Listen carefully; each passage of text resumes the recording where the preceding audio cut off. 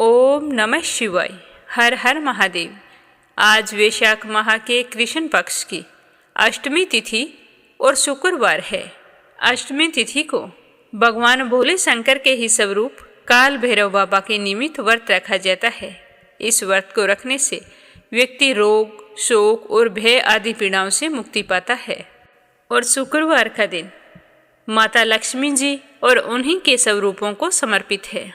इस दिन लक्ष्मी माता का, संतोषी माता का और माँ वैभव लक्ष्मी का व्रत रखा जाता है, जो घर में अन्न धन के भंडार भरता है, सुख सौभाग्य का वास करता है, मन की हर इच्छाओं को पूर्ण करता है।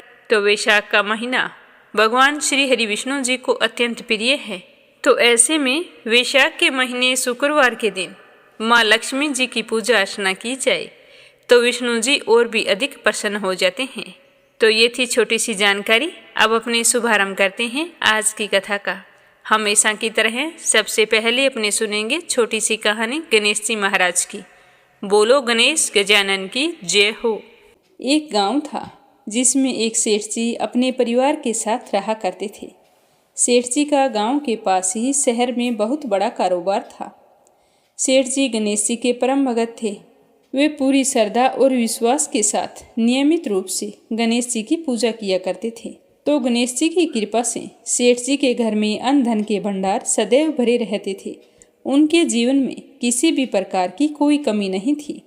नित्य प्रतिदिन वो नियम से नदी पर स्नान करने जाते और आकर गणेश जी की पूजा करते, उन्हें भोग लगाते। गणेश जी की पूजा करने के बाद ही स्वयं भोजन किया करते थे। ये उनका रोजाना का नियम था।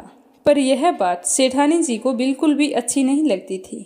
वो धार्मिक नहीं थी और ना ही भगवान में विश्वास रखती थी। सेठ जी को रोजाना ऐसा करने के लिए मना किया करती थी, लेकिन सेठ जी सेठानी की बात पर ध्यान नहीं देते थे। एक दिन की बात है, सेठानी सोचने लगी कि ये गणेश जी को इतना मानते हैं और कहते हैं कि सब कुछ गणेश जी भगवान ने दिया है और हमेशा इनकी पूजा करते हैं। पत्थर की पूजा करने से कुछ नहीं होता है। आज मैं गणेश जी को यहाँ से उठा लेती हूँ, फिर देखती हूँ कि वो गणेश जी की पूजा कैसे करेंगे और बिना पूजा किए कितने दिन भूखे रहेंगे। तो यह सोचकर सेठानी दूसरे दिन जब सेठ जी नदी पर स्नान करने के लिए जाते हैं तो पीछे से गणेश जी की मूर्ति को उठा लेती है और बगीचे में ले जाकर जमीन में दबा देती है। जब सेठ जी नदी पर से स्नान करके आते हैं तो देखते हैं कि मंदिर में गणेश जी की मूर्ति नहीं है। तो वो सेठानी से पूछते हैं कि गणेश जी की मूर्ति कहाँ गई, मंदिर में तो है नहीं। तो सेठानी बोली कि मुझे नहीं मालूम, आपको पता है कि मेरी इन सब चीज़ों में कोई रुचि नहीं है। तो सेठ जी परेशान होकर सारे घर में गणेश जी की मूर्ति को ढूंढने लगे, पर उन्हें मूर्ति नहीं मिली। सेठानी ने कहा कि आप भोजन कर लो और काम पर जाओ। तो सेठ जी ने कहा कि आज तक मैंने कभी भी गणेश जी को भोग लगाए बिना भोजन नहीं किया है, तो आज भी नहीं करूँगा। सेठ जी ने अन्न जल त्याग दिया और मन ही मन गणेश जी का स्मरण करने लगे। कहने लगे कि प्रभु, मुझे लगता है कि आप मुझसे नाराज हो गए हैं। मेरी ही पूजा पाठ में कोई कमी रह गई थी, इसीलिए आप मुझे छोड़कर कहीं चले गए हैं। हे भगवान, अगर मुझसे कोई गलती हो गई हो तो मुझे माफ़ करो और अपनी कृपा दृष्टि मुझ पर बरसाओ और मुझे दर्शन दो। सेठ जी ने पूरा प्रण कर रखा था कि जब तक मुझे गणेश जी दर्शन नहीं देंगे तब तक मैं अन्न जल ग्रहण नहीं करूँगा। तो इसी तरह पूरा दिन निकल गया। रात्रि में सेठ जी गणेश जी का स्मरण करते हुए सो गए। तो सेठ जी की सच्ची भक्ति से गणेश जी भगवान प्रसन्न हो गए और सेठ जी को सोए हुए नींद में दिखाई देने लगा जैसे गणेश जी भगवान एक चूहे के साथ खेल रहे हैं और चूहे को खाने के लिए लड्डू देते हैं। तो वह चूहा लड्डू लेकर उछलता कूदता हुआ बगीचे में चला जाता है और वहां जाकर जमीन को खोदने लगता है। वहीं पर वो लड्डू डाल देता है। तो अचानक से सेठ जी की नींद खुल जाती है। तो वो सोचने लगते हैं कि मुझे इस तरह का सपना क्यों आया। फिर खड़े होकर बगीचे में चले जाते हैं और उसी जगह को जाकर खोदते हैं जिस जगह को अपने सपने में चूहे को लड्डू दबाते हुए देखा था। तो जैसे ही थोड़ी सी मिट्टी हटाई तो हटाते ही एक कपड़े के अंदर लपेटे हुए गणेश जी महाराज की मूर्ति मिल गई। तो यह देखकर सेठ जी बहुत ही प्रसन्न हुए और मूर्ति को लाकर नहला धुलाकर मंदिर में विराजमान कर दिया और पूजा पाठ करने लगे। घंटी की आवाज़ सुनकर सेठानी की नींद खुल गई तो वह उठकर आई कि सेठ जी को क्या हो गया है जो इस तरह रात में ही घंटी बजा रहे हैं। तो सेठानी उठकर मंदिर में आकर देखती है तो गणेश जी की मूर्ति वहाँ पर विराजमान थी और सेठ जी पूजा पाठ कर रहे थे। तो यह देखकर सेठानी को बड़ी ही हैरानी होती है और वह हाथ जोड़कर सेठ जी से माफ़ी मांगती है और गणेश जी को छिपाने वाली सारी बात सेठ जी को बता देती है। तो सेठ जी कहते हैं कि अब तो तुम्हें विश्वास हो गया होगा कि यह सब कुछ गणेश जी भगवान ने दिया है। तो सेठानी शर्मिंदा होते हुए कहती है कि मुझसे बहुत बड़ी गलती हो गई, आज के बाद मैं भी तुम्हारे साथ रोजाना नियम से गणेश जी भगवान की पूजा किया करूँगी। उसी दिन से सेठ और सेठानी प्रेम पूर्वक पूरे श्रद्धा भाव से गणेश जी भगवान की पूजा करने लगे। हे गणेश जी भगवान, जैसे आपने अपना आशीर्वाद सेठ जी पर बनाए रखा उसी तरह सभी पर बनाए रखना। जो भी आपकी पूजा पाठ करके इस कथा को सुने उसकी सारी मनोकामनाएं पूर्ण करना। बोलो गणेश जी भगवान की जय हो। कालाष्टमी के दिन कोई भी मनुष्य अगर सच्चे मन से भगवान शिव के रौद्र रूप भैरव बाबा की पूजा करता है तो उसे ग्रह दोष से मुक्ति मिलती है। साथ ही घर परिवार में सुख शांति खुशहाली और धन वैभव का वास होता है।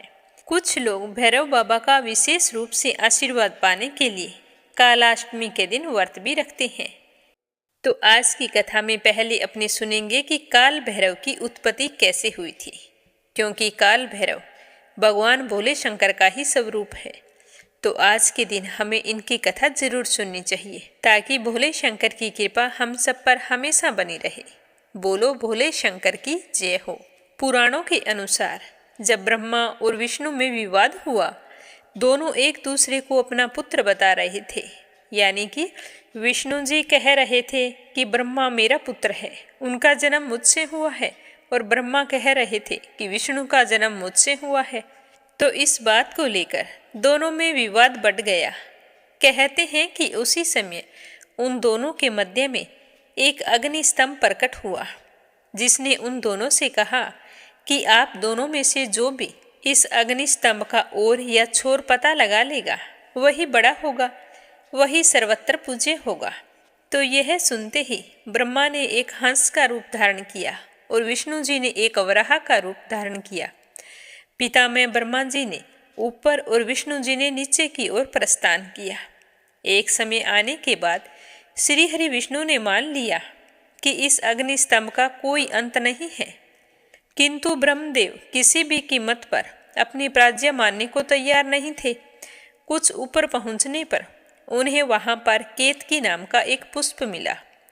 तो उन्होंने उससे कहा कि यदि तुम मेरा समर्थन करो, अगर तुम मेरा समर्थन करती हो तो मैं तुम्हें सबसे महत्वपूर्ण पुष्प की उपाधि प्रदान करूंगा। तो केतकी ने यह सुनकर पितामह ब्रह्मा जी की बात स्वीकार कर ली। तो पितामह केतकी के फूल को लेकर नीचे आ गए।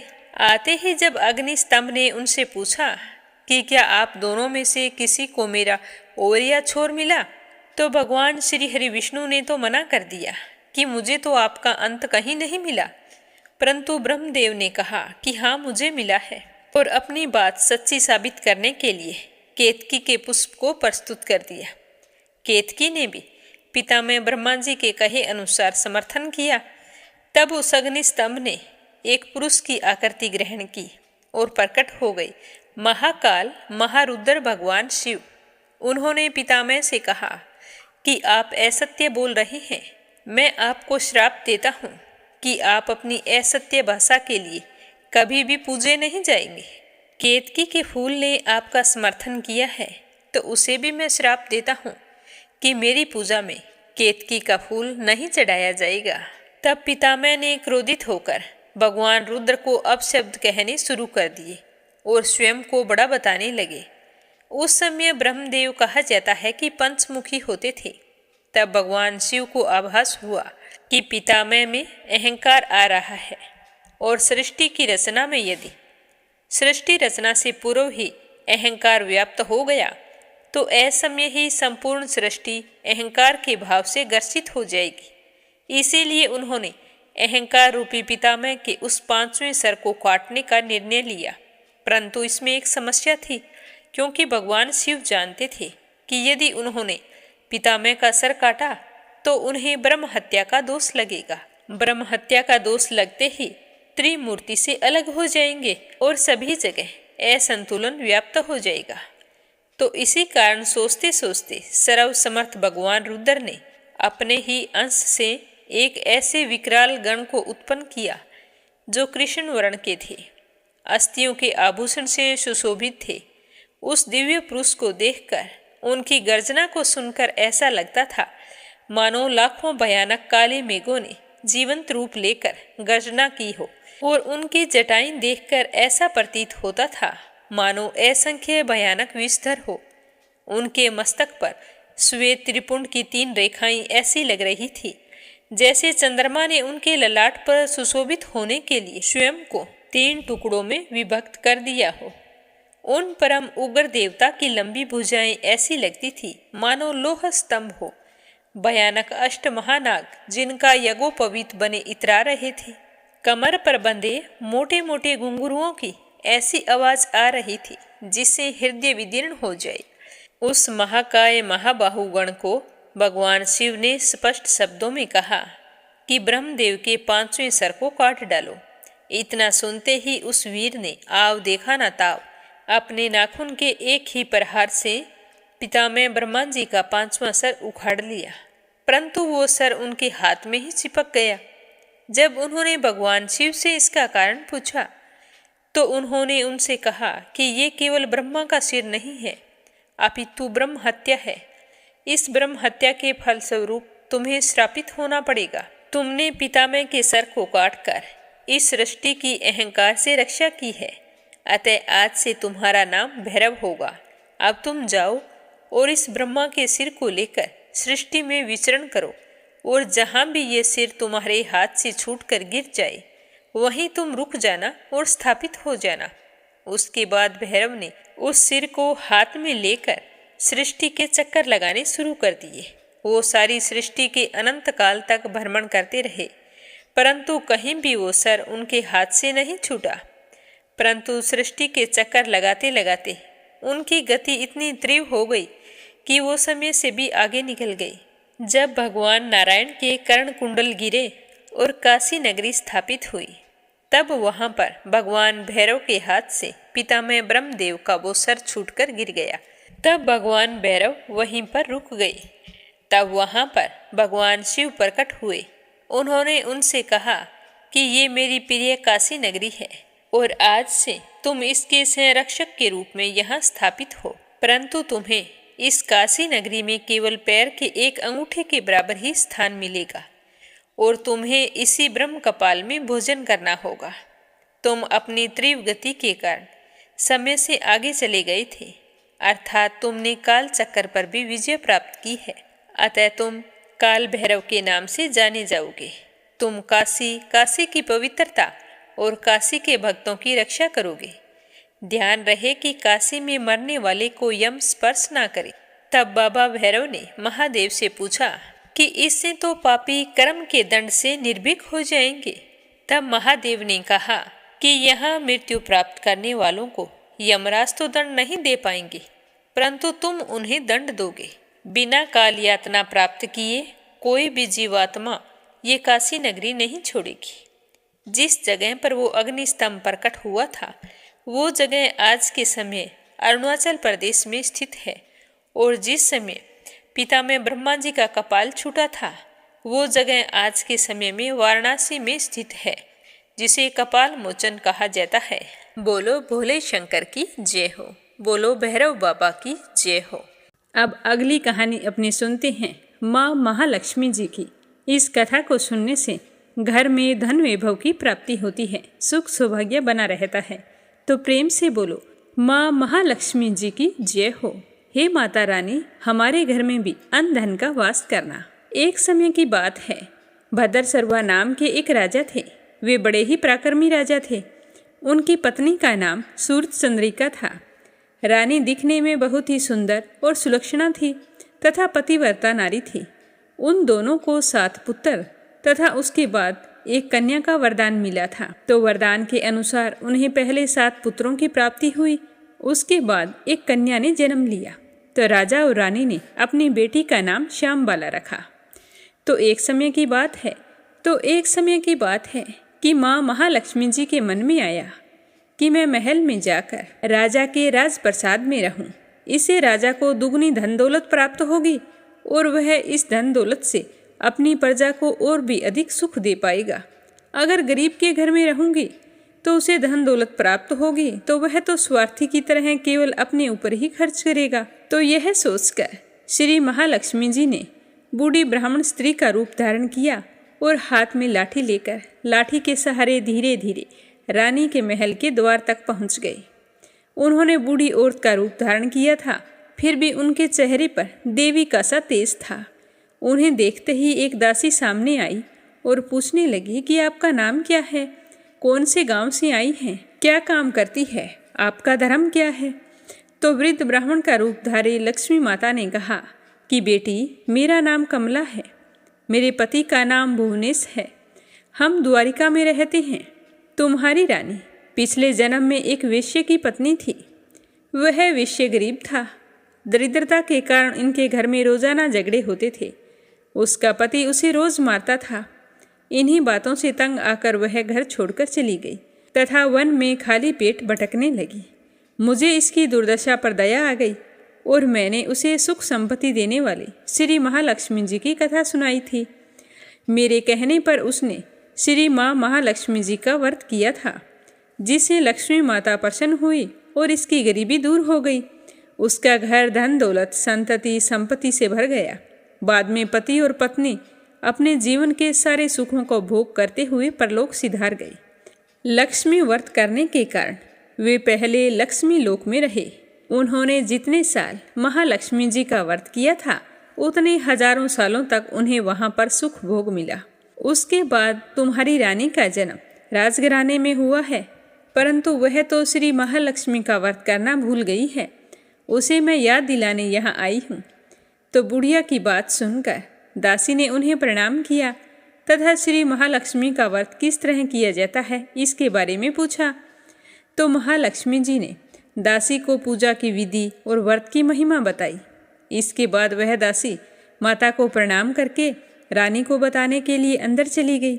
लेकिन राज वैभव में रहते हुए रानी को अपने ऐश्वर्य का बहुत ही घमंड हो गया था। संपत्ति तथा अधिकार की वजह से वह उन्मत्त हो गई थी। दासी द्वारा बताई गई बुढ़िया की बातें सुनकर वह आग बबूला हो गई और भागकर राजद्वार पर आई और बुढ़िया के रूप में आई श्री महालक्ष्मी पर बरस पड़ी। क्रोध के मारे ना जाने कौन कौन से शब्द कहने लगी। रानी को पता नहीं था कि बुढ़िया के रूप में माँ महालक्ष्मी स्वयं आई है।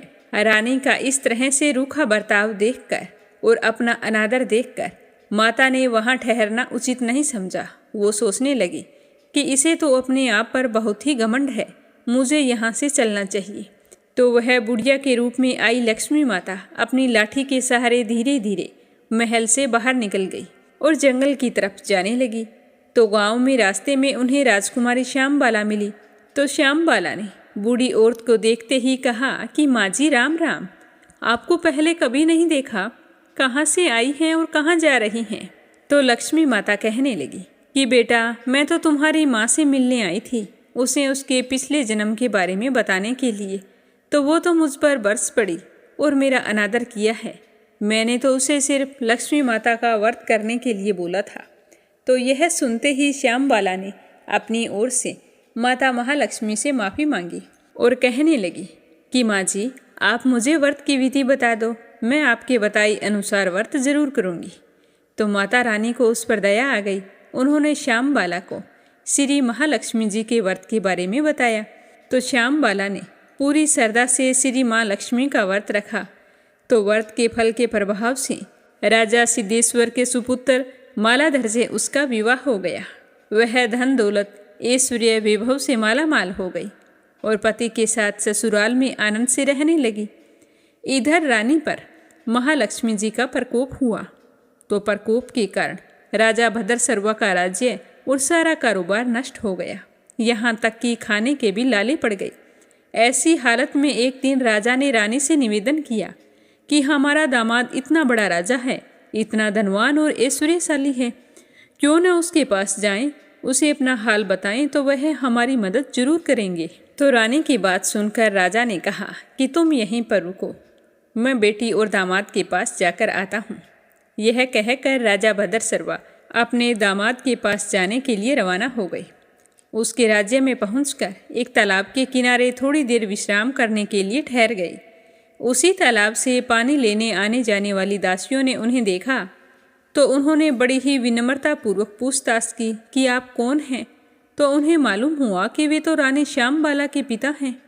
तो वे दौड़ती हुई रानी श्यामबाला के पास गई और सारी बात बताई। तो रानी ने दासी के हाथ राज परिधान भेजकर बड़े ठाठ से स्वागत और आदर सत्कार करके अपने पिताजी को बुलाया और खूब खातिरदारी की। 2-4 दिन रुकने के बाद में जब राजा भद्रसर्वा लौटने लगे तो उनकी बेटी ने सोने की मोहरों से भरा हुआ घड़ा दिया। जब राजा भद्रसर्वा घर लौट आई तो उन्हें देखकर रानी सूर्यचंद्रिका बहुत ही खुश हुई कि फटे पुराने कपड़े पहन कर गए थे और राजा के परिधान में वापस आए हैं तो बेटी ने खूब सारा धन दिया होगा। तो राजा ने वह घड़ा अपनी पत्नी सूरजचंद्रिका को दे दिया। जैसे ही उसने घड़े को खोला तो कहने लगी कि हाय राम, हे भगवान, इस घड़े में तो कोयले भरे हुए हैं, पर यह तो सब महालक्ष्मी जी के प्रकोप से हुआ था। पर रानी को बहुत गुस्सा आया। वो सोचने लगी कि मेरी बेटी को धन का घमंड हो गया है और उसने हमारा अपमान किया है। तो इस बार वह स्वयं अपनी कन्या के पास गई। तो उस दिन श्यामबाला ने माँ लक्ष्मी का व्रत रखा था। अपनी माँ को आया देखकर वह बहुत ही खुश हुई और अपनी माँ से भी महालक्ष्मी का व्रत करवाया। व्रत और पूजा पाठ करने के बाद में रानी अपने घर आ गई। व्रत रखने से रानी को बड़ा ही सुकून महसूस हुआ। तो रानी भी नियम से लक्ष्मी माता के व्रत रखने लगी। तो महालक्ष्मी के व्रत रखने से उसे फिर से राजपाट, धन दौलत, ऐश्वर्य प्राप्त हुआ। तो वह सुख शांति और आनंद में जीवन बिताने लगी। कुछ दिनों के बाद में राजकन्या श्यामबाला अपने पिता के घर आई। तो उसे घर आया देखकर सूरजचंद्रिका को पुरानी बातें याद आ गई। सोचने लगी कि बेटी तो जरूर है, पर इसने अपने पिताजी को कोयलों से भरा हुआ घड़ा दिया था, बुरे वक्त में हमारे काम नहीं आई। आज भगवान की कृपा से मेरे तो खूब धन धान्य है। पुरानी बातों को याद करती हुई सूरजचंद्रिका ने अपनी बेटी के घर आने पर कोई खुशी जाहिर नहीं की। श्यामबाला को अपने पिता के घर पर कोई मान सम्मान नहीं मिला, बल्कि अनादर हुआ, पर उसने इस बात का बुरा नहीं माना। वह कुछ दिन मायके में रही और फिर ससुराल के लिए जाने लगी। तो उसकी माँ ने उसे कुछ नहीं दिया। तो उसने वहाँ से थोड़ा सा नमक लिया और अपने पल्ले में बांध लिया और अपने ससुराल लौट आई। तो उसे देखते ही उसके पति ने पूछा कि श्यामबाला, मायके जाकर आई हो, क्या लेकर आई थी? तो उसने जवाब दिया कि मैं तो वहाँ का सार लाई हूँ। तो पति ने पूछा कि इसका मतलब क्या है? तो श्यामबाला ने कहा कि थोड़ा धीरज रखो, सब कुछ मालूम हो जाएगा। तो उस दिन श्यामबाला ने सारा भोजन बनाया तो उसमें नमक नहीं डाला और अपने पति को भोजन परोस दिया। पति ने जब भोजन चखा तो सारा खाना बिना नमक के था, तो उसमें कोई स्वाद नहीं आ रहा था।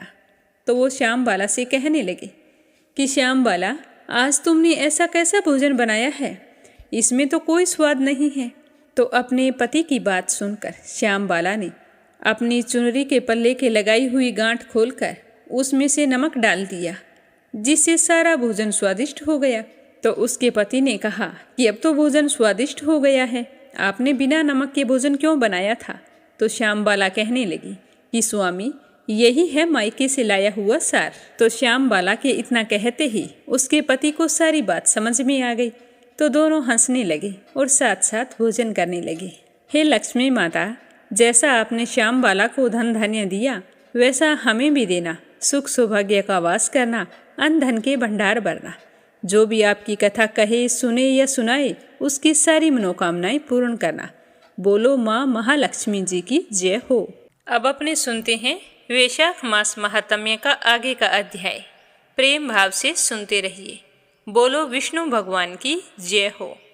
राजा महिरथ के पूछने पर विष्णु भगवान के दूत कहने लगे कि हे राजन, जिन प्राणियों ने धर्म की मर्यादा का परित्याग कर दिया है, जो पापचारी एवं पुण्यहीन हैं, वे तामिश्र आदि भयंकर नरकों में डाले गए हैं। पापी मनुष्य प्राण त्याग के पश्चात यमलोक के मार्ग से आकर भयानक दुख भोगता है। यमराज के भयंकर दूत उन्हें इधर उधर घसीटते रहते हैं और वे अंधकार में गिर पड़ते हैं। कभी उन्हें आग में जलाया जाता है, कभी उनके शरीर पर कांटे चुभोए जाते हैं, कभी उनको आरी से चीरा जाता है, कभी वे भूख प्यास से पीड़ित होते हैं। पीप और रक्त की दुर्गंध के कारण वो बार बार मूर्छित हो जाते हैं और मूर्छा टूटने पर तपते तेल में उठाए जाते हैं।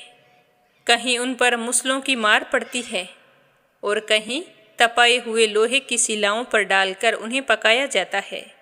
कहीं वमन, कहीं पीप, कहीं रक्त उन्हें खाने को मिलता है। मुर्दों की दुर्गंध से भरे हुए करोड़ों नरक है, जहाँ सरपत्र वन है, शिलापात के स्थान हैं, जहाँ पर पापियों को शिलाओं पर पटका जाता है। वहाँ की समतल भूमि भी आग से तपी होती है। इसके सिवा गरम लोहे के, खोलते हुए तेल के, मैदा के, तपे हुए स्तंभ के तथा कूट सलमली नाम के भी नरक हैं। छुरे, कांटे, कील और उग्र ज्वाला के कारण क्षोभ एवं भय उत्पन्न करने वाले बहुत से नरक हैं। कहीं तपी हुई वैतरणी नदी है, कहीं पीप से भरे अनेकों कुंड हैं। इन सब में अलग अलग पापियों को डाला जाता है। कुछ नरक ऐसे हैं जो जंगल के रूप में हैं। वहाँ के पत्ते तलवार की धार के समान तीखे होते हैं, इसीलिए उसे 80 पत्रवन कहा जाता है। वहाँ प्रवेश करते ही नर नारियों के शरीर कटने और छिलने लगते हैं। कितने ही नरक घोर अंधकार तथा आग की लपटों के कारण अत्यंत दारुण प्रतीत होते हैं। इनमें बार बार यातना भोगने के कारण पापी जीव नाना प्रकार के स्वरों में रोते और विलाप करते हैं। हे राजन, इस प्रकार ये शास्त्र विरुद्ध कर्म करने वाले जीव करहाते हुए नरक यातना का कष्ट भोग रहे हैं। लेकिन यह सब उन्हीं के कर्मों का फल है। जो आपको सुनाई दे रहा है, यह उन्हीं का करुण रुंदन है। सभी प्राणियों को अपने किए हुए कर्मों का फल तो भोगना ही पड़ता है। पराई स्त्रियों का संग प्रसन्नता के लिए किया जाता है, किंतु वह वास्तव में बहुत ही दुख देने वाला होता है। 2 घड़ी तक किया हुआ विषय सुख का आस्वादन अनेक कल्पों तक दुख देने वाला होता है। हे राजन, तुमने वैशाख मास में प्रातः स्नान किया है। उसकी विधि का पालन करने से तुम्हारा शरीर पावन हो गया है। अतः जो वायु तुमसे छूकर उनके पास जा रही है, जिसे पाकर ये क्षण भर के लिए सुखी हो जाएंगे, तुम्हारे तेज से इन्हें बड़ी तृप्ति मिल रही है। इसी कारण ये सारे नरकवर्ती जीव देखो करहाना छोड़कर चुप हो गए हैं। पुण्यवानों का यदि नाम भी सुना जाए या फिर उनका उच्चारण किया जाए तो वह सुख का साधक होता है, और उसे छूकर चलने वाली वायु भी शरीर में लगने पर वह बड़ा सुकून देती है। इस तरह बताते हुए यमराज कहने लगे कि हे ब्राह्मण देव, करुणा के सागर राजा महिरथ अद्भुत कर्म करने वाले भगवान विष्णु जी के दूतों की बात सुनकर गर्वित हो उठे। निश्चय ही साधु पुरुषों का हृदय मक्खन के समान होता है। जैसे नवनीत आग की आंच पाकर पिघल जाता है, उसी प्रकार साधु पुरुषों का हृदय भी दूसरों के संताप से संतप्त होकर गर्वित हो उठता है। तो उस समय राजा ने उन दूतों से कहा कि मुझे इन्हें देखकर बड़ी ही व्यथा हो रही है। इनका दुख और इनका रोना करहाना मुझसे देखा नहीं जा रहा है। मैं इन व्यथित प्राणियों को छोड़कर जाना नहीं चाहता। मेरी समझ में सबसे बड़ा पापी वही है जो समर्थ होते हुए भी वेदनाग्रस्त जीवों का शोक दूर ना कर सके।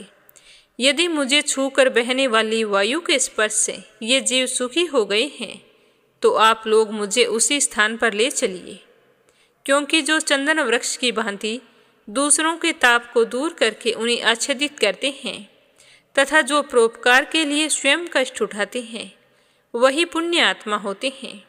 संसार में वही संत है जो दूसरों के दुख का नाश करते हैं तथा पीड़ित जीवों की पीड़ा दूर करने के लिए जिन्होंने अपने प्राणों को तिनके के समान निछावर कर दिया है।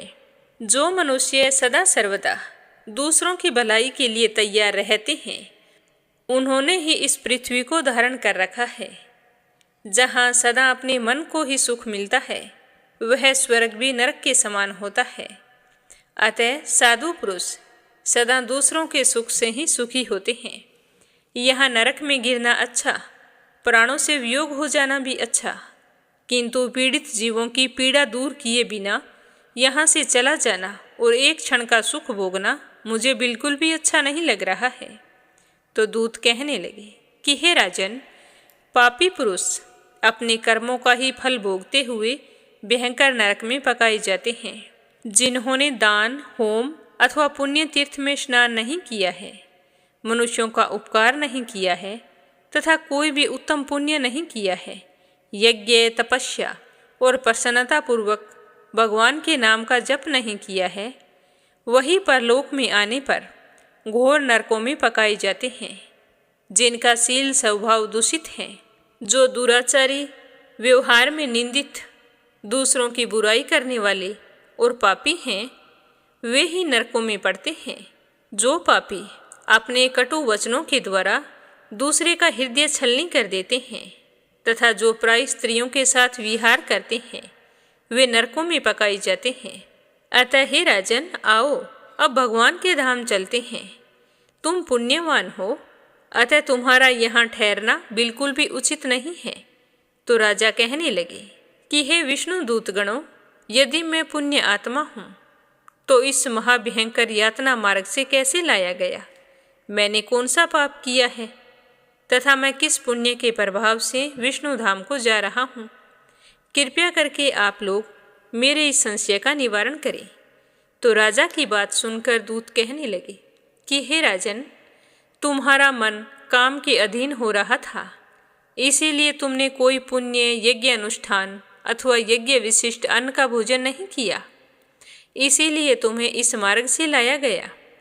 किंतु लगातार 3 वर्षों तक तुमने अपने गुरु की प्रेरणा से वैशाख के महीने में विधि पूर्वक स्नान किया है तथा महापापों और अति पापों की राशि का विनाश करने वाले भक्त वत्सल विश्वेश्वर भगवान मधुसूदन की बड़ी श्रद्धा और प्रेम भाव से पूजा की है। यह सब पुण्यों का सार है। केवल इसी एक ही पुण्य से तुम देवताओं के द्वारा पूजित होकर श्री विष्णु धाम को ले जाए जा रहे हो। हे राजन, जैसे एक ही चिंगारी पड़ जाने से तिनकों की राशि भस्म हो जाती है, उसी प्रकार वैशाख के महीने में प्रातः स्नान करने से पाप राशि का विनाश हो जाता है। जो वैशाख के महीने में शास्त्रोक्त नियमों से युक्त होकर स्नान करता है, वह हरि भक्त पुरुष अति पापों के समूह से छुटकारा पाकर विष्णु पद को प्राप्त होता है। तो इस तरह बताते हुए यमराज कहने लगे कि हे ब्राह्मण देव, विष्णु दूतों की बात सुनकर दया के सागर राजा ने उन जीवों के शोक से पीड़ित होकर भगवान के दूतों से बड़े विनयपूर्वक कहा कि साधु पुरुष प्राप्त हुए ऐश्वर्य का, गुणों का तथा पुण्य का यही फल मानते हैं कि इनके द्वारा कष्ट में पड़े हुए जीवों की रक्षा हो जाए।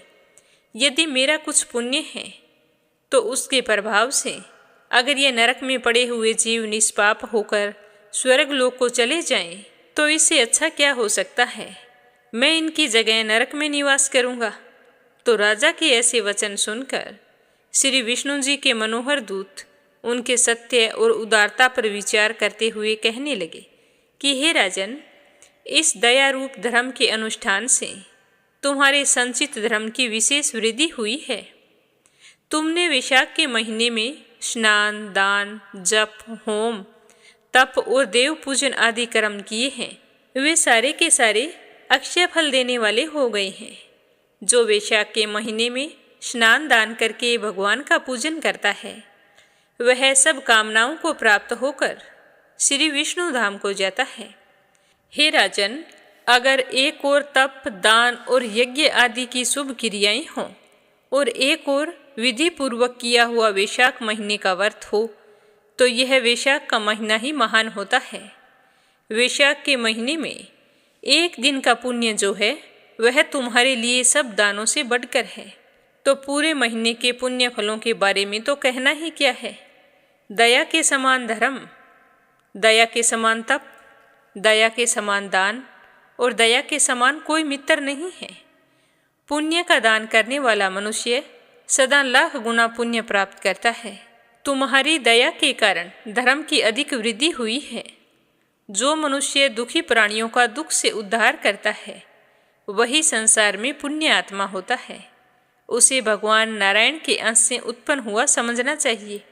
हे राजन, वैशाख के महीने की पूर्णिमा को तीर्थ में जाकर जो तुमने सब पापों का नाश करने वाला स्नान दान आदि पुण्य किया है, उसे विधिवत भगवान श्री हरि को साक्षी बनाकर 3 बार प्रतिज्ञा करके इन पापियों के लिए दान कर दो, जिससे ये नरक से निकलकर स्वर्ग को चले जाएंगे।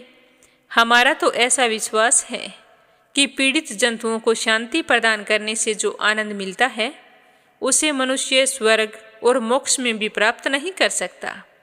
हे राजन, तुम्हारी बुद्धि दया और दान में दृढ़ है, यह देखकर हम लोगों को उत्साह हो रहा है। यदि तुम्हें अच्छा जान पड़े तो बिना विलंब किए इन्हें वह पुण्य प्रदान कर दो जो नरक यातना के दुख को दग्ध करने वाला है। तो विष्णु दूतों के इस तरह कहने पर राजा बहुत ही प्रसन्न हुए। दयालु राजा महिरथ ने भगवान गदाधर को साक्षी बनाकर 3 बार प्रतिज्ञा पूर्वक संकल्प करके उन पापियों के लिए अपना पुण्य अर्पण किया।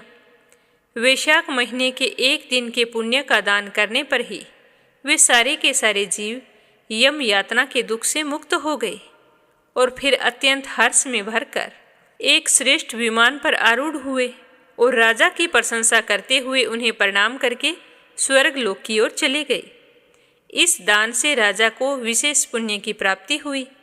मुनियों और देवताओं का समुदाय उनकी स्तुति करने लगा तथा वे जगदीश्वर श्री विष्णु जी के पार्षदों द्वारा अभिवंदित होकर उस परम पद को प्राप्त हुए जो बड़े बड़े योगियों के लिए भी दुर्लभ है।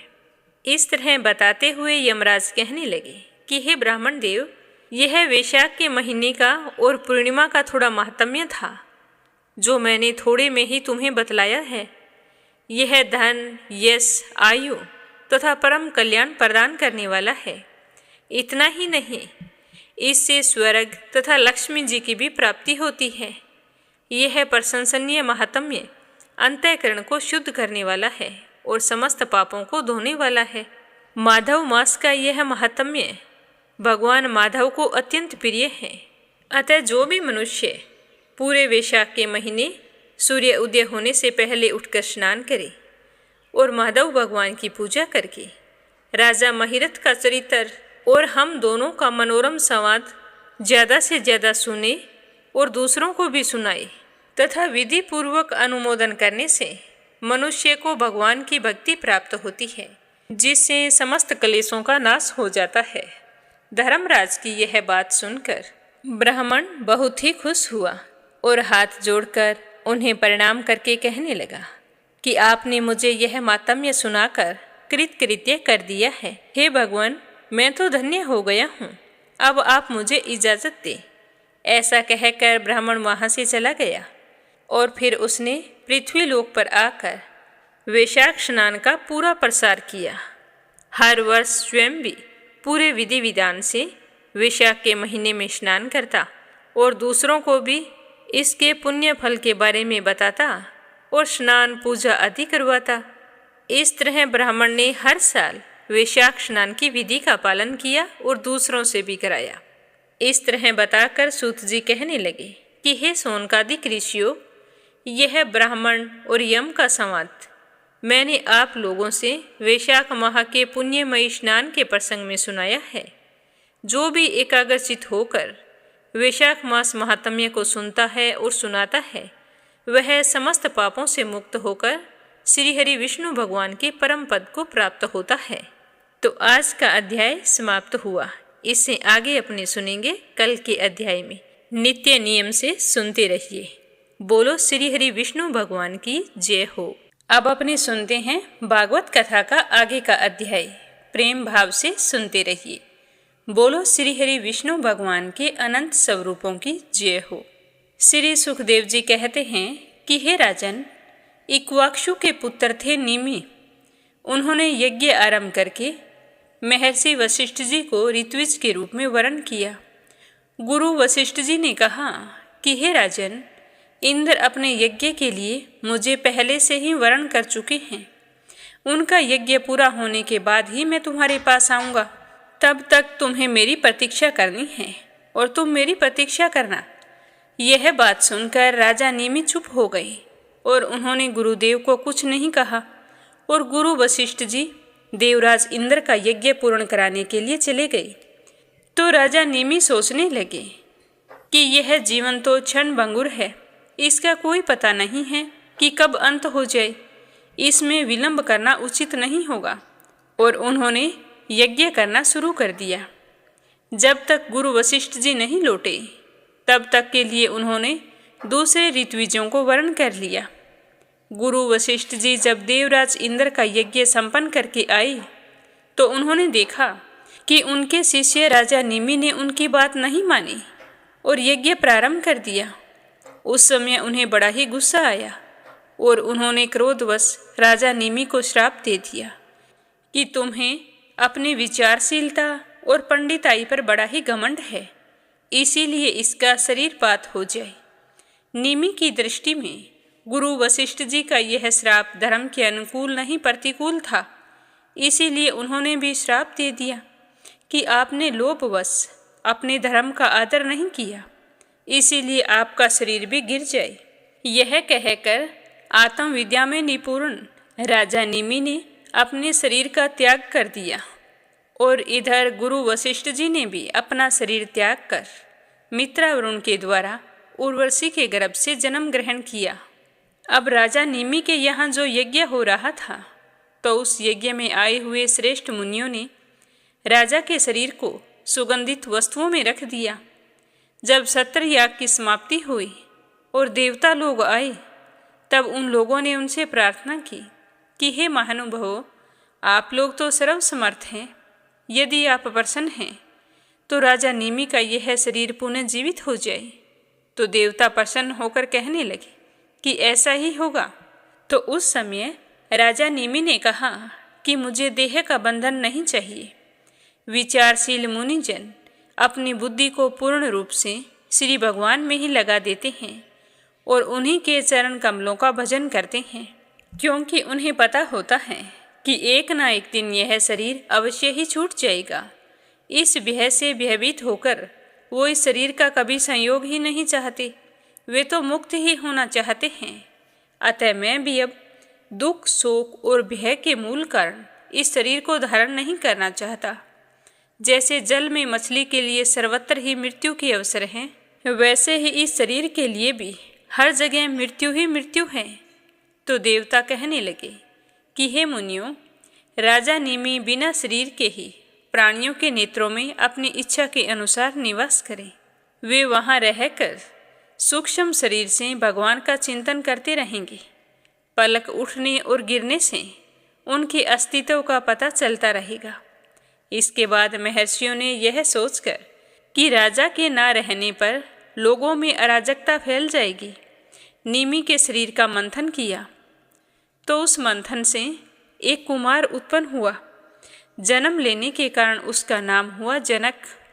विदेह से उत्पन्न होने के कारण विदेह और मंथन से उत्पन्न होने के कारण उस बालक का नाम मिथिल रखा गया और उसी ने मिथिलापुरी बसाई थी।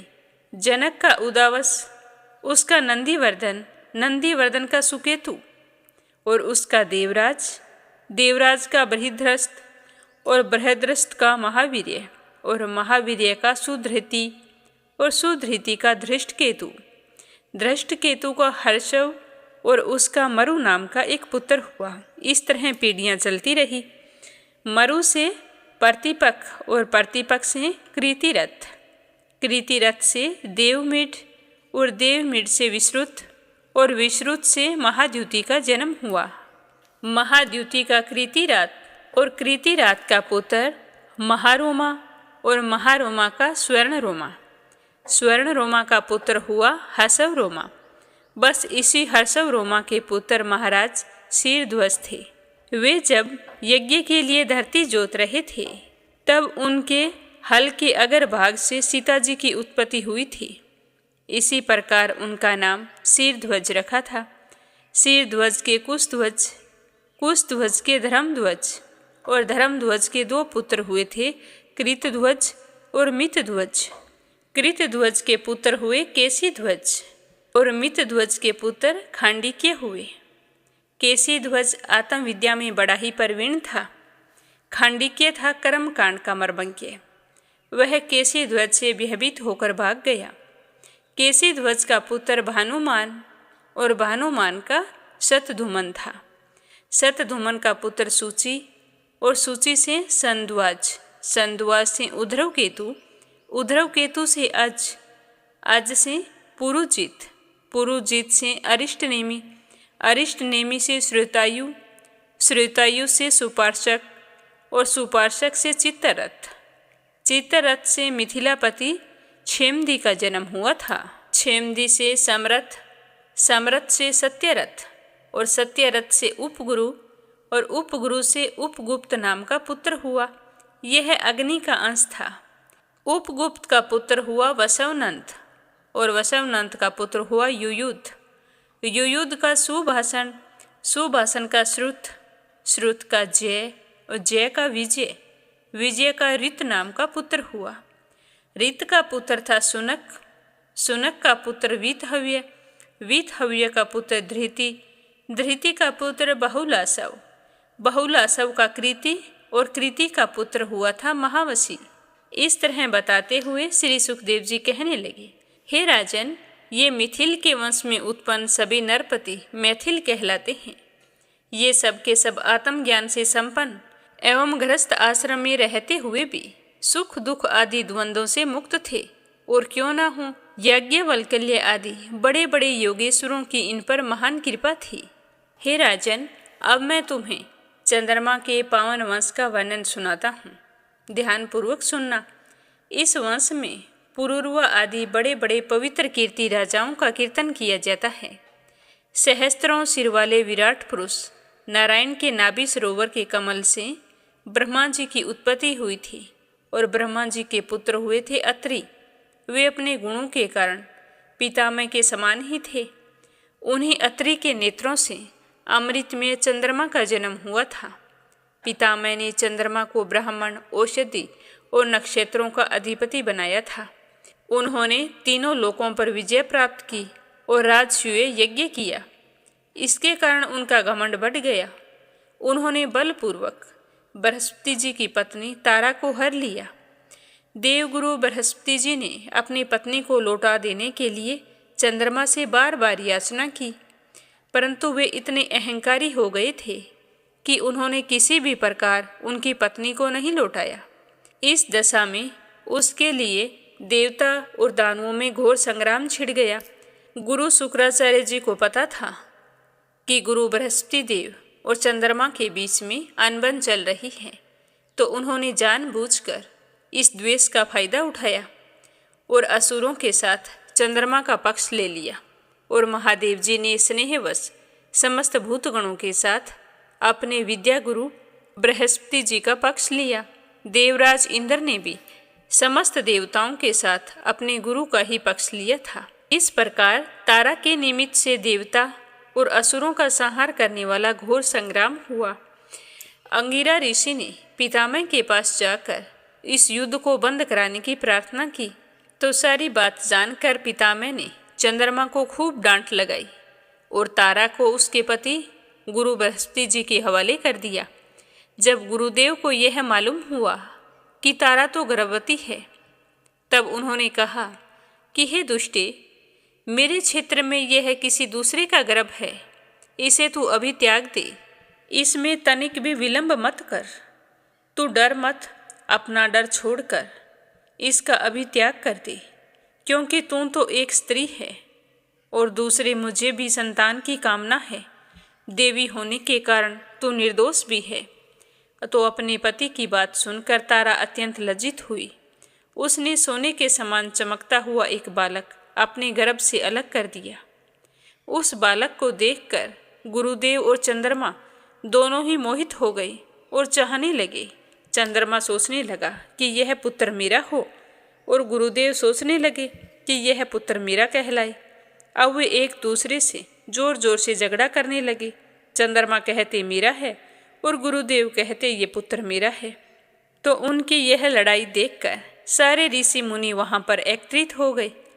तो उन्होंने तारा से पूछा कि तुम ही बताओ यह पुत्र किसका है, परंतु तारा ने लज्जावश कोई उत्तर नहीं दिया।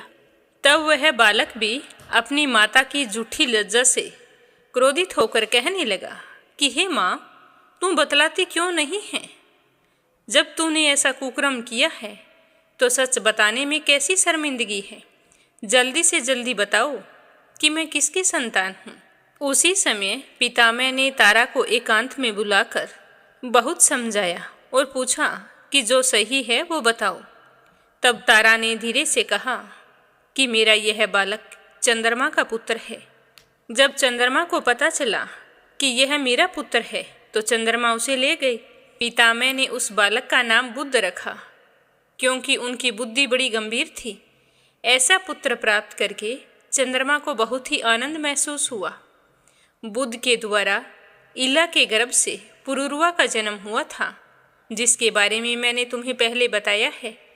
एक दिन देवराज इंद्र की सभा में देवऋषि नारद जी पुरुरवा के रूप, गुण, उदारशीलता, शील, स्वभाव, धन संपत्ति और पराक्रम का गुणगान कर रहे थे। तो उन्हें सुनकर उर्वशी के हृदय में काम भाव का उदय हो गया और वे उससे पीड़ित होकर वह देवांगना पुरुरवा के पास चली आई। यद्यपि उर्वशी को मित्रा वरुण के श्राप से ही मृत्युलोक में आना पड़ा था, फिर भी पुरुष शिरोमणि पुरुरवा मूर्तिमान कामदेव के समान सुंदर हैं। यह सुनकर सुंदरी उर्वशी ने धैर्य धारण किया और वह उनके पास चली आई। देवांगना उर्वशी को देखकर राजा पुरुरवा के नेत्र हर्ष से खिल उठे। उनके सारे शरीर में रोमांच हो आया। उन्होंने बड़ी ही मीठी वाणी से कहा कि हे सुंदरी, तुम्हारा स्वागत है। आओ बैठो, मैं तुम्हारी क्या सेवा करूं? तुम मेरे साथ विहार करो। हम दोनों का यह विहार अनंत काल तक चलता रहे। तो उर्वशी कहने लगी कि हे राजन, आप सौंदर्य के मूर्तिमान स्वरूप हैं। भला ऐसी कौन कामिनी होगी जिसकी दृष्टि और मन आप में आसक्त ना हो, क्योंकि आपके समीप आकर मेरा मन रमण की इच्छा से अपना धैर्य खो बैठा है। हे राजन, जो पुरुष रूप, गुण आदि के कारण प्रशंसनीय होता है वही स्त्रियों को अभिष्ट होता है। अतः मैं आपके साथ अवश्य विहार करूंगी, परंतु मेरे प्रेमी महाराज, मेरी एक शर्त है। मैं आपको धरोहर के रूप में भेड़ के 2 बच्चे सौंपती हूँ। आपको इनकी रक्षा करनी होगी। हे वीर शिरोमणि, मैं केवल घी खाऊंगी और मैथुन के अलावा और किसी भी समय आपको वस्त्रहीन नहीं देख सकूंगी। तो उसकी बात सुनकर परम मनस्वी पुरुरवा ने कहा कि ऐसा ही होगा, मुझे तुम्हारी शर्त मंजूर है। ये कहते हुए राजा ने उसकी शर्त स्वीकार कर ली और फिर उर्वशी से कहने लगी कि हे सुंदरी, तुम्हारा ये सौंदर्य बड़ा ही अद्भुत है। तुम्हारा भाव बड़ा अलौकिक है। यह तो सारी मनुष्य सृष्टि को मोहित करने वाला है। हे देवी, कृपा करके तुम स्वयं यहाँ आई हो। फिर ऐसा कौन मनुष्य होगा जो तुम्हारा सेवन करना नहीं चाहेगा?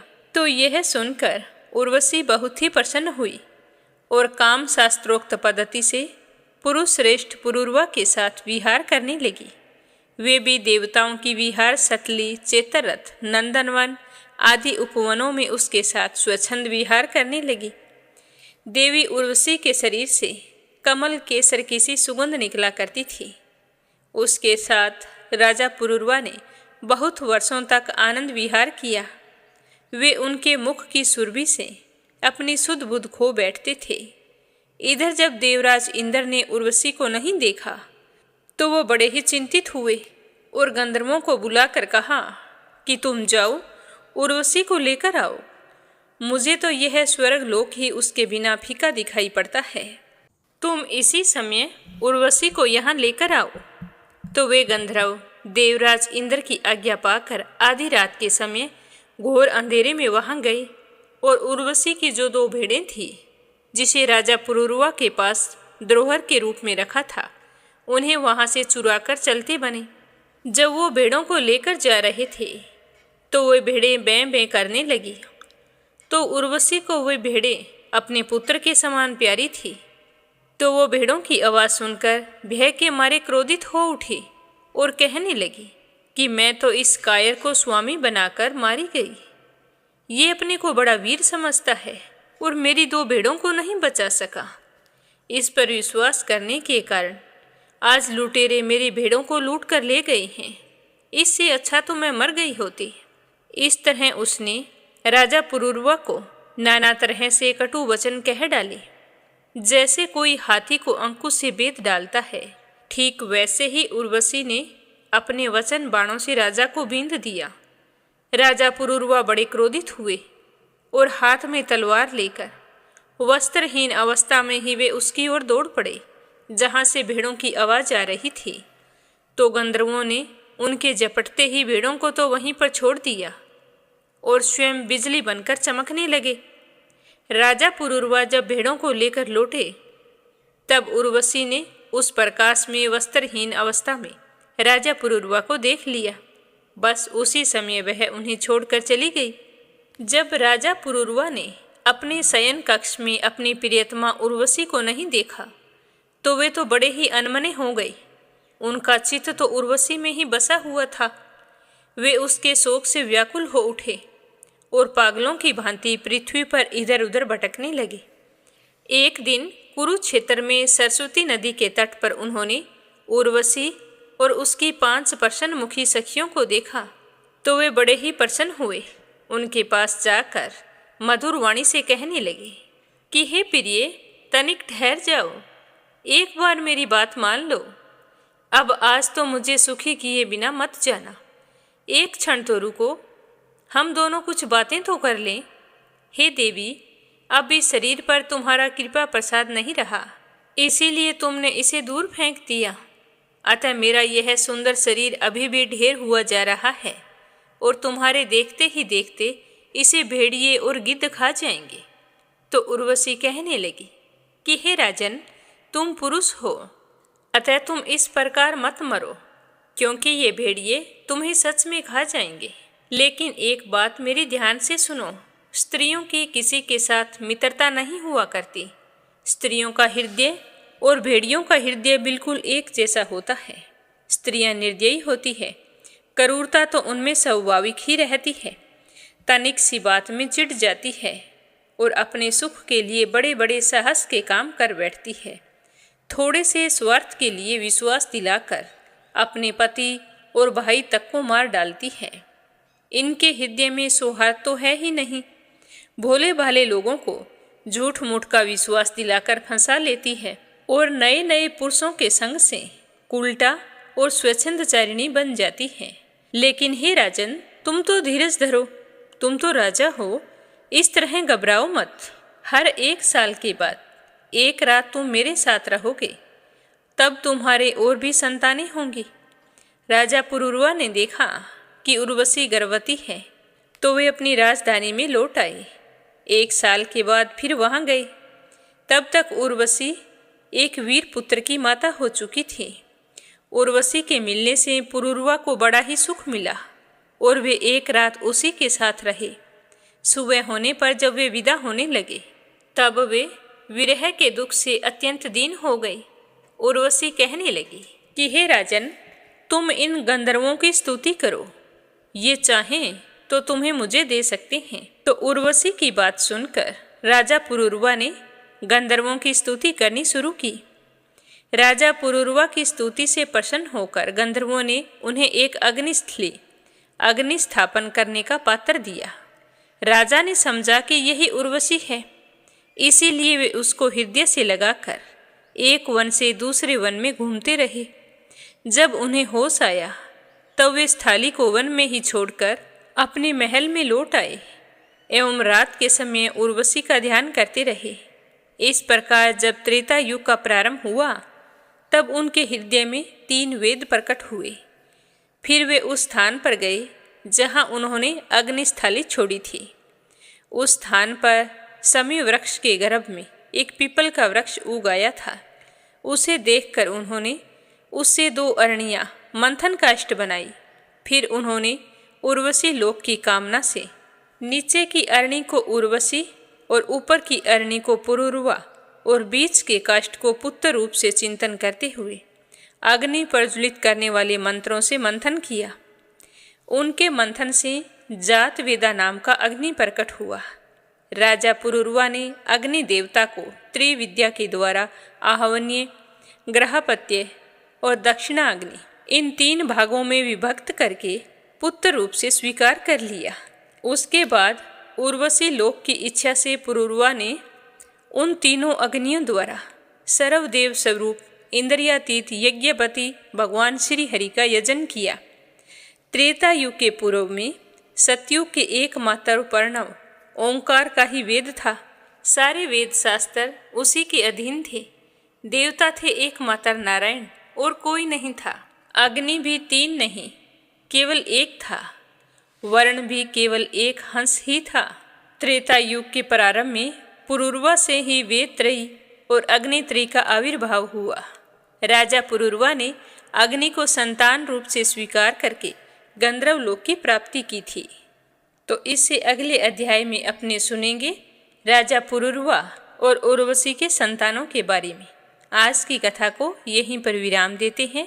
प्रेम भाव से सुनने के लिए आप सभी का बहुत बहुत धन्यवाद। बोलो विष्णु भगवान की जय हो। अब अपने सुनते हैं लप्सी और तपसी की कहानी। बोलो लप्सी तपसी की जय हो। बहुत पुराने समय की बात है। एक गांव में एक ब्राह्मण परिवार रहा करता था।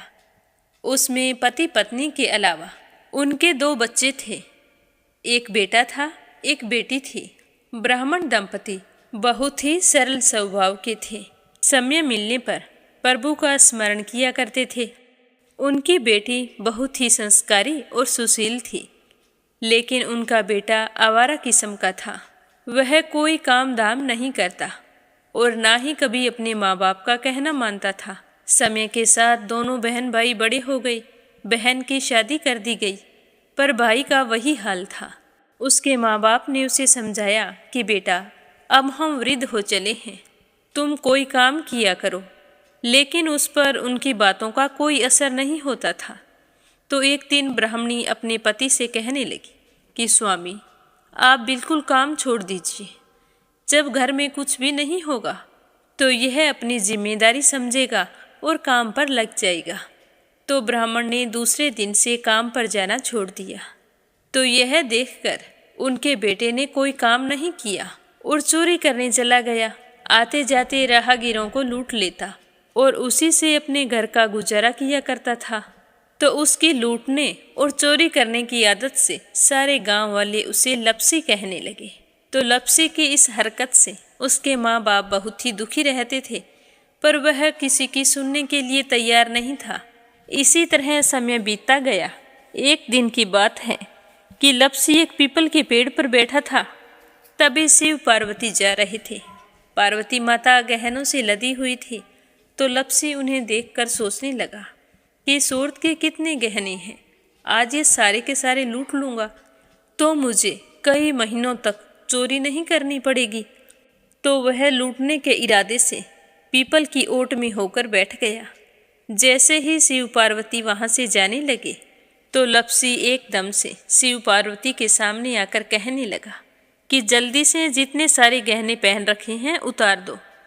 तो पार्वती माता कहने लगी कि तुम चोरी क्यों करती हो, तुम्हें पता है चोरी करना पाप है। तो लप्सी कहने लगा कि क्या करूं, घर पर मेरे माँ बाप हैं, मेरी एक भांजी है, उनके लिए दोनों समय भोजन की व्यवस्था कहाँ से करूं, मुझे कोई काम तो आता नहीं है। तो लप्सी की बात सुनकर पार्वती माता कहने लगी कि तुम जो चोरी करके पाप करते हो, इस पाप का भागी कौन बनेगा। तो लप्सी कहने लगा कि मेरे घर वाले सारे बनेंगे। तो पार्वती माता कहने लगी कि कोई नहीं बनेगा, पाप के भागी केवल तुम बनोगे। तो लप्सी कहने लगा कि मैं लूट खोस कर उन्हीं के लिए लेकर जाता हूँ, तो पाप के भागी तो उन्हें बनना ही पड़ेगा। तो लप्सी की बात सुनकर पार्वती माता ने हंसकर कहा कि हम यहीं पर बैठे हैं और तुम अपने घर जाओ, अपने घर वालों से पूछो कि कोई तुम्हारे पाप का भागी बनेगा क्या। तो यह सुनकर लप्सी भागा भागा अपने घर आया और अपनी माँ के पास गया और कहने लगा कि माँ, मैं चोरी करके लाता हूँ, राह चलते राहगीरों को लूटता हूँ, तुम्हारे लिए ही तो करता हूँ। तो तुम मुझे एक बात बताओ, चोरी करने से जो पाप लगता है, तो आप मेरे पाप के भागी बनोगे? तो लप्सी की बात सुनकर उसकी माँ कहने लगी कि बेटा, मैंने तो तुमसे नहीं कहा कि तुम चोरी करके लाओ, तुम कमा कर लाओ, हमें तो 2 वक्त की रोटी चाहिए, मैं तो तुम्हारी पाप की भागी नहीं बनूंगी। तो माँ के मुंह से इस तरह की बात सुनकर लप्सी तो हैरान हो गया। फिर वह अपने पिताजी के पास गया और जाकर कहने लगा कि पिताजी, मैं जो कुछ भी लूट खोस के लाता हूँ वो आपके लिए ही तो लाता हूँ। देखो, मैंने लूट कर कितना धन इकट्ठा कर लिया है, कितने ऐशो आराम है तुम्हारे। अगर मैं चोरी नहीं करता तो क्या ये सब हमें मिलता? पिताजी, मैं तुमसे एक बात पूछता हूँ कि चोरी करने से पाप लगता है, तो उस पाप में आप मेरे भागीदार बनोगे क्या? तो लप्सी की बात सुनकर उसके पिताजी कहने लगे कि बेटा, मैंने नहीं कहा कि तुम चोरी करके लाओ, तुम कमा कर लाओ, मैं तुम्हारे पाप का भागी नहीं बनूंगा। तो माँ बाप के मुंह से इस तरह की बात सुनकर वह बहुत ही उदास हुआ और सोचने लगा कि मैं कितने महीनों से चोरी कर रहा हूँ, ना जाने मुझ पर कितना पाप चढ़ गया है, और ये तो बोल रहे हैं कि पाप के भागी हम नहीं बनेंगे, तो अब क्या होगा? तो वह बड़े ही दुखी मन से शिव पार्वती से मिलने के लिए चल पड़ा। जैसे ही घर से बाहर निकलने लगा तो उसकी छोटी सी भांजी दरवाजे पर खेल रही थी। उसे पता नहीं था कि पाप पुण्य क्या होता है, तो वो कहने लगी कि मामा, पाप की भागी मैं बनूंगी। तो उसके इस तरह कहते ही लप्सी ने उसे गोद में उठाया और चल पड़ा। शिवजी भगवान और पार्वती माता के पास जाकर कहने लगा कि घर वालों ने पाप का भागी बनने से मना कर दिया है और एक यही है जो पाप की भागी बनने को तैयार है। फिर लप्सी बड़े ही दीन स्वर में कहने लगा कि हे भगवान, मैं समझ गया हूँ कि चोरी करना पाप है। आज तक जो मैंने काम किया वो बहुत ही गलत था, लेकिन अब मैं इसका प्रायश्चित करना चाहता हूँ।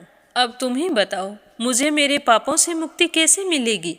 तो उसकी बात सुनकर शिव पार्वती बहुत ही खुश हुए और लप्सी को कच्चे सूत का एक छोटा सा गोला देते हुए कहा कि लप्सी, ये सूत लो और इस पीपल के चारों ओर परिक्रमा लगाओ। जब यह सूत समाप्त हो जाएगा तब तुम्हारे सारे पाप नष्ट हो जाएंगे। तो यह सुनकर लप्सी बहुत ही खुश हुआ।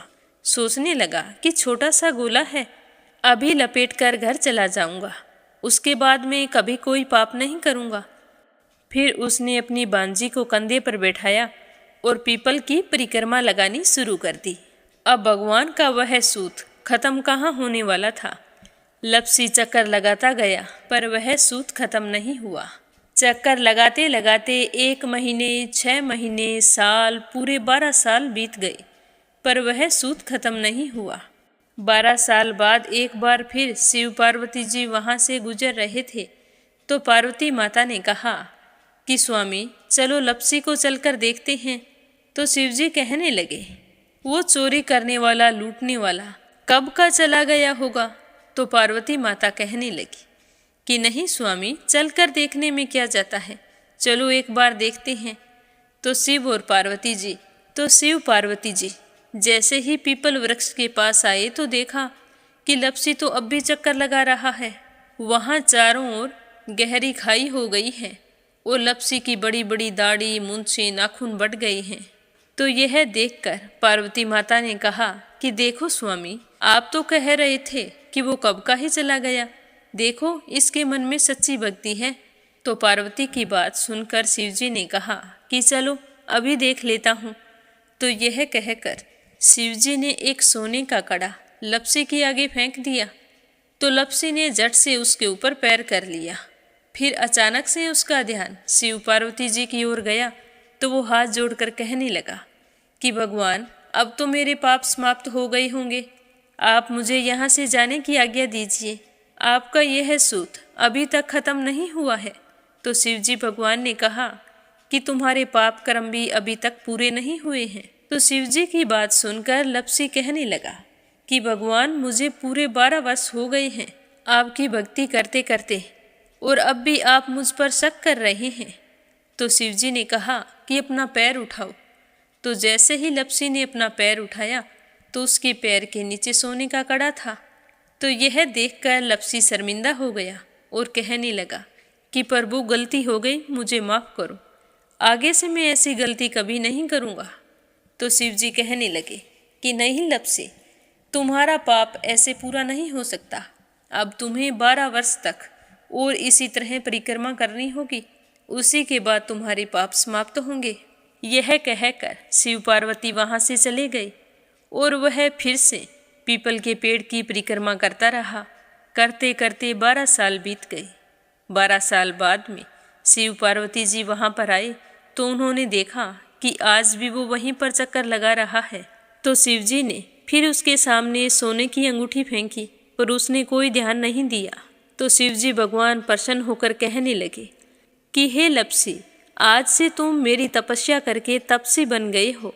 मैं तुम्हें वरदान देता हूँ कि तुम अपने जीवन में सारे सुखों को प्राप्त करेगा।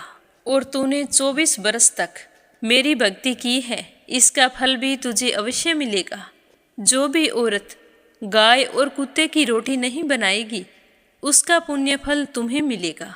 आंगन लीप कर दहलीज नहीं लीपेगी, तो उसका पुण्य फल भी तुझे ही मिलेगा। अगर हमारे घर की बहन बेटी को हम सूट, तीवल या साड़ी भेंट स्वरूप देते हैं, तो साथ में मोली का धागा और कुछ रुपए नहीं देंगे, तो उसका पुण्य फल भी तुम्हें ही मिलेगा। अगर कोई दिए से दिया जलाएगा, तो उसका पुण्य फल भी तुम्हें ही मिलेगा। अगर व्रत और पूजा पाठ में सारी कहानी सुन ले और तुम्हारी कहानी ना सुने, तो उसका पुण्य फल भी तुम्हें ही मिलेगा। कहा जाता है कि तभी से सुबह पहली रोटी गाय की और सुबह की अंतिम रोटी छोटी बनाई जाती है, और शाम को अंतिम रोटी बड़ी बनाई जाती है जो कुत्ते की होती है। और दिए से दिया भी नहीं जलाया जाता। और घर की बहन बेटियों को सूट और तीवल के साथ भेंट स्वरूप कुछ रुपए भी जरूर दिए जाते हैं। और उसी दिन से हर व्रत कथा के बाद में लपसी तपसी की कहानी जरूर सुनी जाती है। और कथा समाप्त होने पर कहा जाता है कि लपसी का फल लपसी को मिले, तपसी का फल तपसी को मिले। हमारी पूजा पाठ का, हमारे व्रत का और हमारी कहानी का पुण्य फल हमें मिले। बोलो लपसी तपसी की जय हो। तो ये थी लपसी और तपसी की कहानी। लपसी तपसी 2 भाई नहीं थे। लपसी और तपसी एक ही आदमी का नाम था।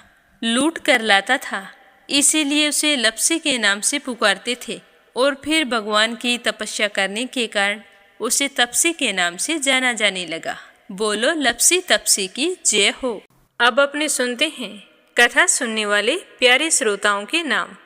आज का पहला कमेंट है अपराजिता मीना श्रीवास्तव नेपाल से। दूसरा है आशा अग्रवाल, लड्डू, मोहित, अंकुर अग्रवाल आगरा से।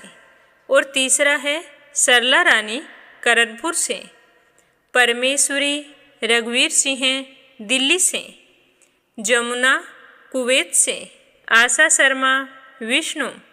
ज्योति अंशु भीलवाड़ा से। श्रीमती शर्मा अलीगढ़ से। यशोदा मांझी, अंजलि, बबली, विकी उड़ीसा से। प्रोमिला रानी, विश्वास, सुधीर, राजेश, संजय कनाडा से। रजनी बड़ोला उत्तराखंड से। सीमा जोशी, रवि कुमार जोशी दिल्ली से। सरोज अग्रवाल जबलपुर से। बीनू मेहरा दिल्ली से। श्रीमती अरुण लता शर्मा हरिद्वार से। संजीव कंसल, कविता कंसल, हितेश कंसल, आरुष कंसल, रानी कंसल मुजफ्फरनगर से। यूएन तिवारी, इंदिरा तिवारी लखनऊ से। रुक्मणी शर्मा अंबाला से। अनिल कुमार टिहरी करनाल से। लक्ष्मी, सुमित्रा, शिवराज हीरो, सोवा शर्मा पोखरा से। सुरेंद्र कुमार सैनी, श्रीमती रजनी देवी, दुआसी, लविसा सोनीपत से। श्रीचंद यादव गया बिहार से। सुनीता पंवार, कृषु पंवार मध्य प्रदेश से, नीमा मठपाल रामनगर से, राधा रोहिला दिल्ली से, संगीता अग्रवाल, कमला देवी अग्रवाल दुलिया महाराष्ट्र से, निर्मला सिसोदिया दिल्ली से, गीता गोस्वामी, सुनीता गोस्वामी, पीहू गोस्वामी मेरठ से, नर बहादुर पाल, भागीरथी पाल नेपाल से, श्यामवती, सुषमा, विष्णु, कार्तिक, पूर्वी, रुपेश, गौरी, शिवम, निष्ठा हरियाणा से, कमला गुरुग्राम से, संजना राजपूत अहमदाबाद से, चंद्रकांता दिल्ली से, शोभा कुंवर पुरोहित अहमदाबाद से, कोमल निर्मल मुंबई मीरा रोड से, उषा शर्मा राजस्थान से, मीरा अग्रवाल बंगाल से, दीपिका यादव रायपुर से, मंजुला कपूर पंजाब से, सुदेश शर्मा बीके शर्मा लुधियाना से, विमला नेपाल से, मंजू कौशिक शहादरा से, फूलवती देवी समन प्रसाद दिल्ली से, रेखा धर्मेंद्र शर्मा जयपुर से, गीता गुप्ता रुड़की से, नंदा पांडुरंग पुजारी ब्रह्मपुरी महाराष्ट्र से, कमलेश भल्ला जम्मू से, इंदिरा रावत, मोहित रावत पलवल से, नमिता अरोड़ा, के लक्ष्मण दास उमरकोट से, निर्मला पांचाल करनाल से, रीना साहू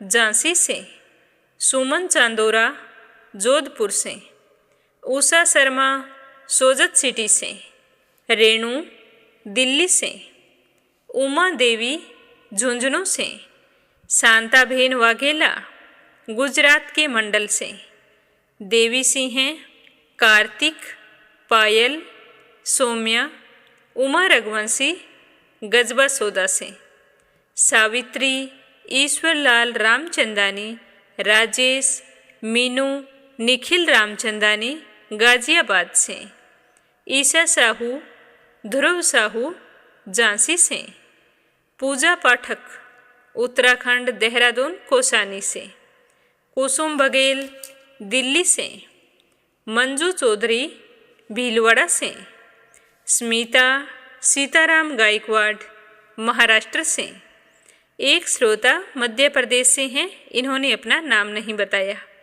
सीताराम जायसवाल, शकुंतला जायसवाल वाराणसी से, राधा मिश्रा, सोनम मिश्रा, सीता मिश्रा, गौरी मिश्रा, माधवी मिश्रा, जानवी मिश्रा बाराबंकी से।